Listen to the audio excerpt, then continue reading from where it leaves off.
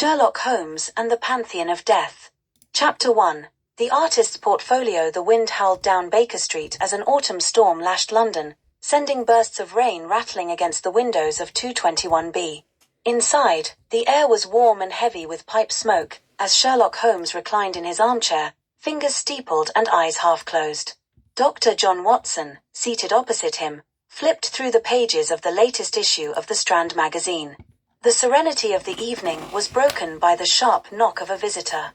"Enter," Holmes called, his voice slicing through the quiet. The door opened to reveal a man in his early 40s, his figure lean and nervous, his clothes threadbare but clean. His face bore the unmistakable marks of exhaustion, sunken eyes, a pale complexion, and lips pressed into a thin line. Under his arm, he carried a large leather-bound portfolio, its corners worn from frequent handling. "Good evening, Mr. Sherlock Holmes," the man began, his voice shaky. "My name is Ambrose Hargrave. I am an artist by trade, though my circumstances have been less than fortunate of late. I come to you with a most troubling matter." Holmes gestured for him to sit, his sharp grey eyes already analysing the man. "You appear to be a man of precision, Mr. Hargrave," Holmes observed. "Yet that portfolio you clutch so tightly betrays signs of hurried use. An artistic commission, perhaps, but one that troubles you deeply." Hargrave blinked in surprise. "Yes, Mr. Holmes. It is precisely that which brings me here. This portfolio contains 12 portraits I completed over the past year, works commissioned by a patron who paid handsomely for their creation. The subjects are fictional, but each was intended to represent a certain archetype of Victorian society." "Fictional subjects?" Watson interjected. "An unusual choice for a commission." Hargrave nodded. "Indeed. My patron, a man of peculiar tastes, requested that I draw inspiration from notable individuals of our era, yet weave elements of imagination into their depictions. There is Lord Alistair Gray, the financier, Madame Celeste, the opera singer, Thomas Merriweather, the inventor, and others. Each portrait captures their essence in a symbolic manner." Holmes leaned forward.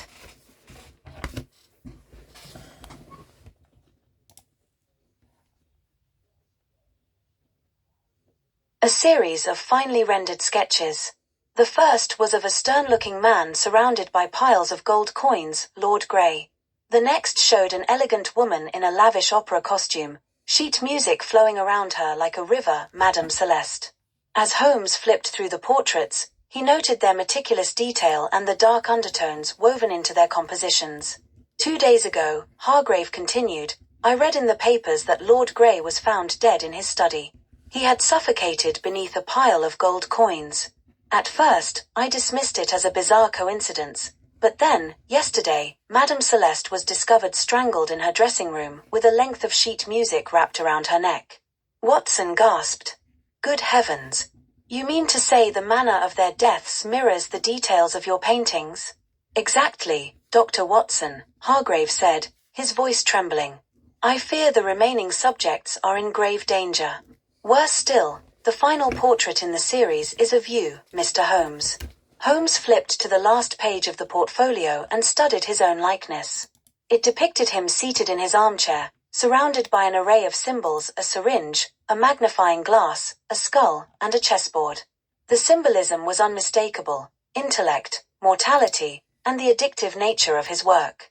Holmes's expression remained impassive, but Watson saw the faint tightening of his jaw. "Mr. Hargrave," Holmes said after a moment, "you mentioned a patron. Who commissioned these works?" Hargrave hesitated. I never met him in person. He called himself Mr. Crow and corresponded with me only through letters. The money was delivered by courier." "Did he specify the order in which the portraits were to be completed?" Holmes asked. "Yes," Hargrave replied. "The sequence you see in the portfolio is the exact order of their creation." Holmes nodded, his sharp mind already at work. "Very well. You have done the right thing in coming to me, Mr. Hargrave. Leave the portfolio with me and return to your studio. Keep a low profile and avoid drawing attention to yourself." As Hargrave departed, Watson turned to Holmes. "What do you make of this, Holmes? Surely it cannot be mere coincidence." Certainly not, Holmes replied, his voice calm yet resolute. The deaths are too precise to be accidents.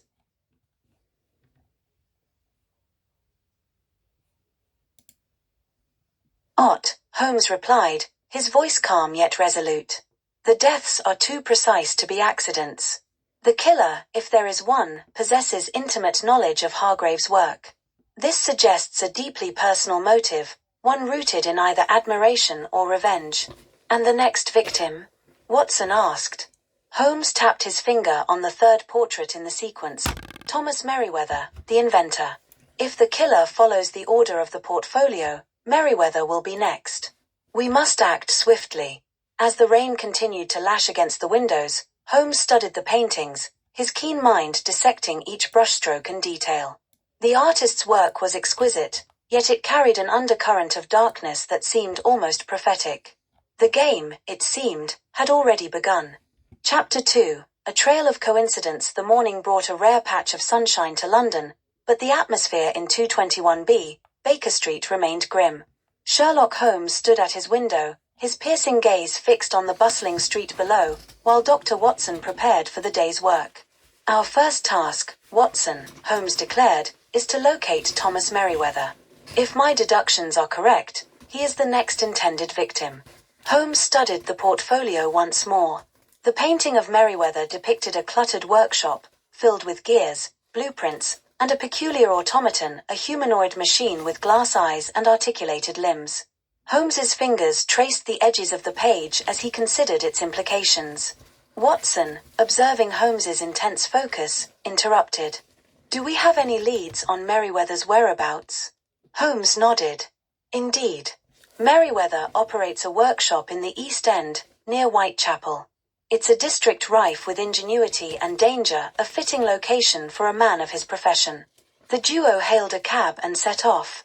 The journey through London's streets was uneventful, save for Holmes's occasional remarks on the sights and sounds of the city. Watson, meanwhile, was preoccupied with the gravity of the case. They arrived at Merryweather's workshop, a modest brick building with smoke curling from its chimney. Inside, the room was a chaotic symphony of invention. Gears and cogs littered every surface, blueprints hung from the walls, and the automaton from the painting stood in the corner, its lifeless form exuding an eerie presence.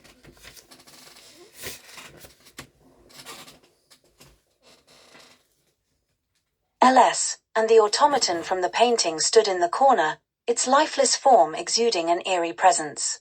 Thomas Merryweather was a wiry man in his 30s, with oil-streaked hands and a focused demeanor. He greeted Holmes and Watson with a mixture of curiosity and wariness. Mr. Merryweather, Holmes began, I must warn you that your life is in grave danger. 2 individuals depicted in this portfolio have already perished, their deaths mimicking details from their portraits. You are the third in sequence. Merryweather's expression darkened as Holmes revealed the portrait. I've seen this painting before, he admitted. Hargrave showed it to me during its creation. It's unsettling, to say the least. Holmes studied the automaton in the corner. This machine appears to play a central role in your work. Might I inspect it? Merryweather hesitated before nodding. It's my latest invention, a steam-powered automaton designed to perform simple tasks. It's not fully functional yet. Holmes circled the machine, his sharp eyes noting the craftsmanship. Ensure it remains deactivated tonight. I suspect the killer may attempt to use it against you. Merryweather's skepticism was evident, but he agreed to take precautions. Holmes and Watson departed, vowing to return under cover of darkness. That evening, Holmes and Watson concealed themselves near the workshop, waiting for any sign of danger. The night was cold, and the streets were eerily silent. Hours passed without incident, but Holmes's instincts told him the killer would strike. Suddenly, a shadowy figure emerged from the alley. The intruder moved with purpose, picking the workshop's lock with practiced efficiency. Holmes signaled Watson to remain still as the figure slipped inside. Through the workshop's windows, they observed the intruder tampering with the automaton. The figure adjusted its mechanisms and activated it. The machine sprang to life, its movements jerky but deliberate. The intruder directed the automaton toward the sleeping form of Merryweather, who had dozed off at his workbench. Holmes and Watson burst into the workshop, startling the intruder. Watson tackled the figure, while Holmes deactivated the automaton with a deft twist of its controls. Merriweather awoke in a panic, his eyes widening as he grasped the danger he had narrowly escaped.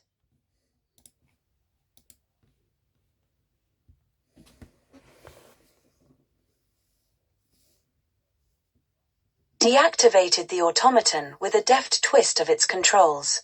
Merriweather awoke in a panic, his eyes widening as he grasped the danger he had narrowly escaped. The intruder, now restrained, was a young man with a sallow complexion and a desperate look in his eyes. Holmes interrogated him on the spot. "Who sent you?" Holmes demanded. The man hesitated, his gaze darting around the room. "I don't know their name," he finally admitted. "They call themselves the Architect. I was paid to carry out this task, nothing more." Holmes's expression remained impassive, but Watson could see the gears turning in his mind. "The Architect," Holmes repeated. A fitting title for one who orchestrates such macabre designs. With the intruder secured, Holmes turned his attention to Merriweather. "Mr. Merriweather, you owe your life to vigilance and swift action. This automaton, a marvel of ingenuity, nearly became your executioner." Merriweather shuddered. "I owe you both a great debt." Holmes examined the automaton's mechanisms, noting subtle alterations made by the intruder. This machine was modified to follow simple commands. "The Architect possesses knowledge of your work, perhaps gleaned from Hargrave's correspondence." Watson, still catching his breath from the struggle, chimed in. "This Architect must have resources to hire accomplices and gather such precise information." "Indeed," Holmes agreed. "The Architect is no mere amateur. Their motives, however, remain a mystery." The intruder, now subdued and bound, offered little more information. Holmes instructed Watson to alert the authorities while he studied the clues left behind. Among the intruder's belongings, Holmes discovered a scrap of paper bearing a cryptic symbol, a compass surrounded by vines. "This insignia," Holmes murmured, "may hold the key to unraveling the Architect's identity." Back at Baker Street, Holmes pieced together the events of the night. The Architect seeks to create a tableau of death, each act mirroring Hargrave's artistry. Their obsession is both personal and performative. "And the next victim?" Watson asked. Holmes tapped the portfolio, his gaze falling on the fourth portrait, Lady Vivienne Mortimer, a jewel collector surrounded by strings of pearls. "Our next move is clear. We must warn Lady Mortimer before the Architect strikes again."